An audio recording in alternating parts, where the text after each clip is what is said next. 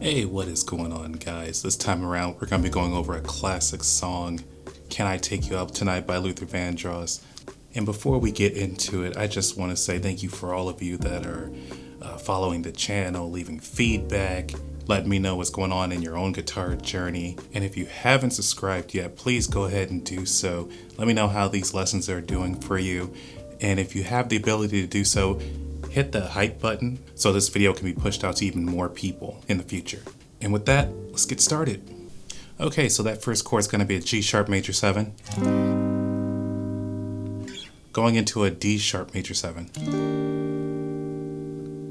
And you're going to strum it twice, and then strum it once for that D sharp major 7. For this one, you're going to bar that D string all the way down, making a 6th chord. Going into a C minor 7. Now stick with me. We're going to go over those 4 chords just to make sure you're caught up.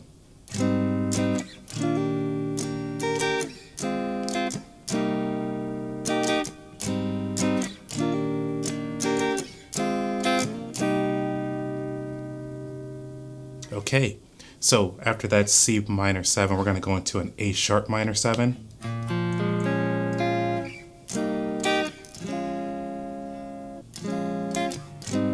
Back into a G sharp major 7. G dominant 7. And what would a Luther song be without a Luther chord or an 11 chord? So we're going to go from that dominant to a G 11, A11, D diminished, and it starts over again. So all together, it's going to go like this. And I'm going to play it slowly for you guys.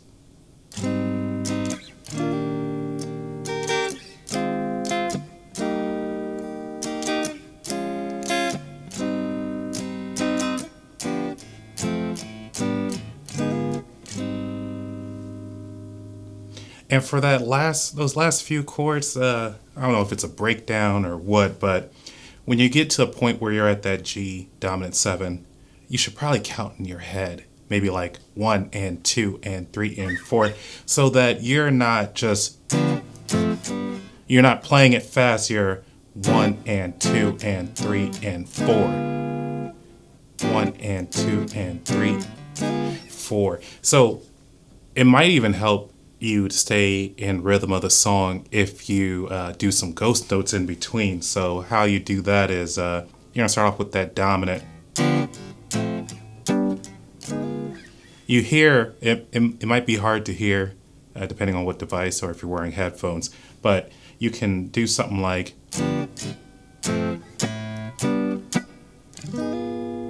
in between to help keep the rhythm so that it goes smoothly. And now, if you got these chords down, great. Work with these, play the video. Please play the video over and over again so that you got it. Now, if you want to add a little more, I'm going to show you a few things you can do in between.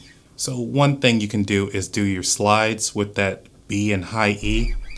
And a perfect way to do this is, after those first 2 chords.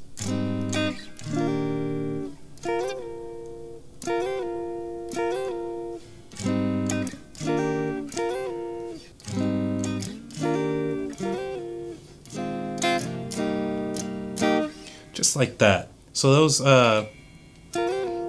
slides are going to be on your 6th and going to your 8th.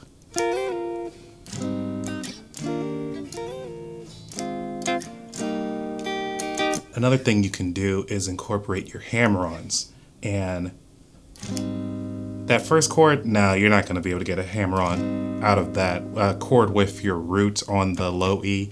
But what you can do with that second chord, that D sharp major 7, you can get a hammer-on out of that on your 8th fret of the B. That 6th chord, you can hammer on that high E of the 3rd fret, making it a minor 9. Going into that C minor 7 again, and you can do a hammer on with that C minor 7 when you feel ready to do so.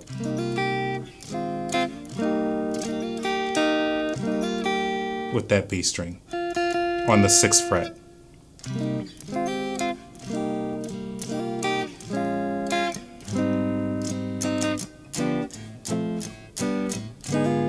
You can do a hammer on with that diminished at the end too. And that's the B string on your 6th fret.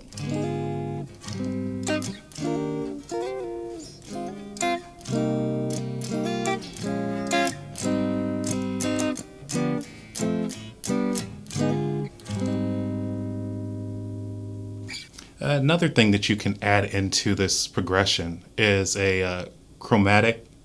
So when you get to that C minor 7, your next chord is going to be that A sharp minor 7. Same chord. So why don't we just, copy and paste it?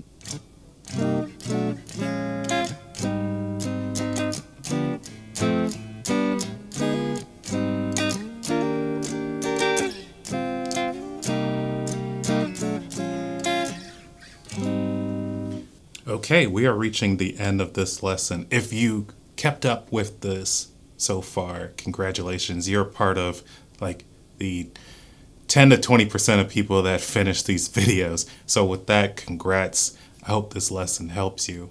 And let me know about that. If you have any suggestions for future videos, let me know. I have a link to my Google Forms in the description below. And with that, I will see you in the next one. Hope you have a good one, guys.